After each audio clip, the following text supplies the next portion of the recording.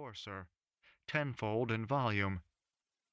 This sound cut into the night in the gulch, and Vic Gregg started and glanced around, for echoes made the sound stand at his side. Then he looked up, and saw 2 eagles fighting in the light of the morning. He knew what it meant, the beginning of the mating season, and these 2 battling for a prize. They darted away. They flashed together with reaching talons and gaping beaks, and dropped in a tumult of wings, then soared and clashed once more, until one of them folded his wings and dropped bullet-like out of the morning into the night.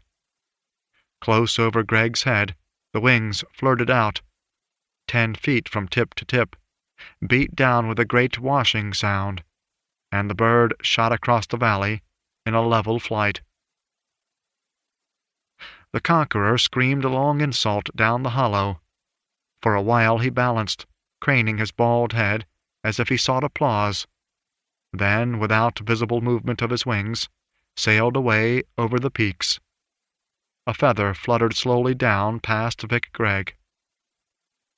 He looked down to it, and rubbed the ache out of the back of his neck. All about him, the fresh morning was falling. Yonder shone a green-mottled face of granite, and there a red iron blowout streaked with veins of glittering silicate, and in this corner, still misted with the last delicate shades of night, glimmered rhyolite, lavender pink. The single jack dropped from the hand of Gregg, and his frown relaxed. When he stretched his arms, the cramps of labor unkinked and let the warm blood flow swiftly, and in the pleasure of it he closed his eyes and drew a luxurious breath. He stepped from the door with his head high and his heart lighter, and when his hob-nailed shoe clinked on the fallen hammer, he kicked it spinning from his path.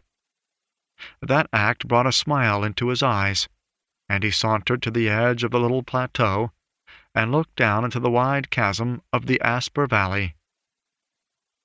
Blue shadows washed across it, though morning shone around Gregg on the height, and his glance dropped in a 2,000-foot plunge to a single yellow eye that winked through the darkness, a light in the trapper's cabin.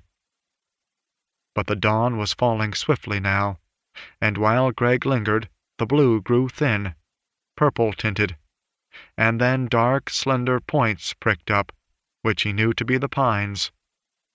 Last of all, he caught the sheen of grass. Around him pressed a perfect silence, the quiet of night holding over into the day. Yet he cast a glance behind him as he heard a voice. Indeed, he felt that someone approached him, someone for whom he had been waiting. Yet it was a sad expectancy, and more like homesickness than anything he knew. "Ah, hell," said Vic Gregg. "It's spring." A deep-throated echo boomed back at him, and the sound went down the gulch, 3 times repeated. "Spring," repeated Gregg more softly, as if he feared to rouse that echo. "Damned if it ain't." He shrugged his shoulders and turned resolutely towards the lean-to, picking up the discarded hammer on the way.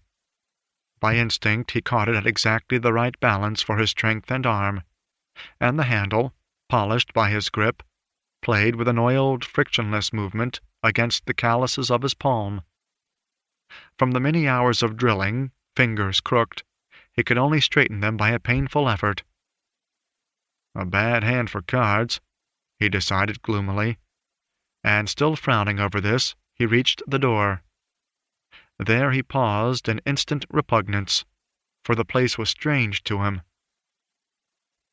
In thought and wish, he was even now galloping Grey Molly over the grass along the Asper, and he had to wrench himself into the mood of the patient miner. There lay his blankets, rumpled, brown with dirt, and he shivered at sight of them. The night had been cold. Before he fell asleep, he had flung the magazine into the corner, and now the wind rustled its torn, yellowed pages, in a whisper that spoke to Gregg of the 10 times repeated stories, tales of adventure, drifts of tobacco smoke in gaming halls, the chant of the croupier behind the wheel.